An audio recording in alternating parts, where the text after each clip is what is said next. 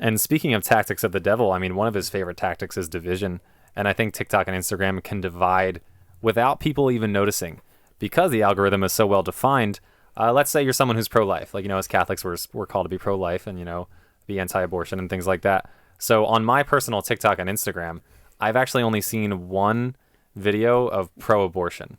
And I'm not saying I want to see more. Like, I'm not like saying like, oh, where is it? I'm not looking for it. Right. But that shows how it gives you what you like. So because I'm only seeing my pro-life stuff, which again is a good thing, I'm only in the pro-life world.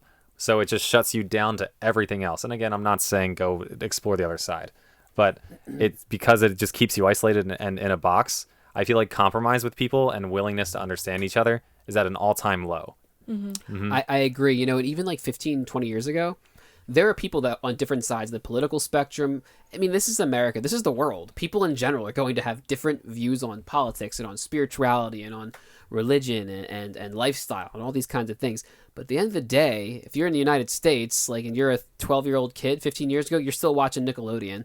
You're still watching Disney like everybody else. You're still watching, all the adults were still watching the same 3 or 4 news channels. Right. The same sitcoms, right? Everyone's watching Seinfeld, right? Like whatever, like now that's not happening anymore because we all have these different views and we're not really watching TV anymore. We're just on our phones looking at stuff that just confirms our own biases about everything. So we're never, as you said, never being opened up to other points of view. Now, thank God we have the church. So as Catholics, I feel like I'm protected because I know what God's point of view is to an extent because the church guides us. But for every other aspect of like life, you only see the stuff you want to see. So all these different groups and of people that think certain ways are now becoming more divided and we're becoming more tribalistic. Go on. Yeah, I think the tribal analogy, that's a good way to put it because when in real life tribes, like hundreds and hundreds of years ago, like you wouldn't be friends with someone in a different tribe. Right. And now we're like that again. Like if I think this way and Danielle thinks a different way, what our culture is telling us today is that we can't be friends.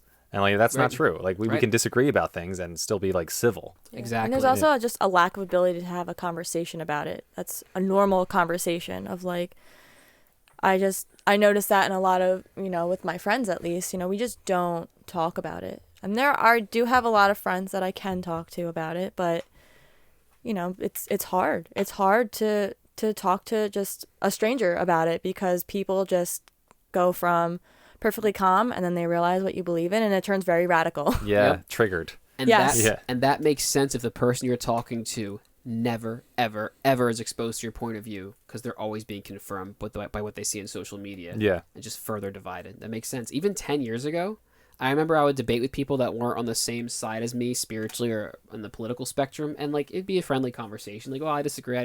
Maybe get a little heated. Who wouldn't about spirituality and politics? It's like the 2 things you should never talk about at work. They say, Yeah, or holidays.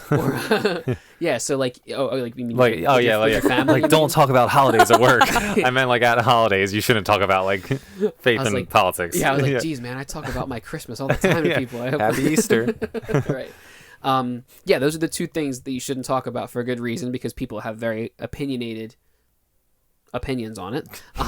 But you can't even talk to a lot of people now. I saw a post on Facebook and it was some guy holding up a sign and it said, we can disagree and still be friends. And he was just holding it up.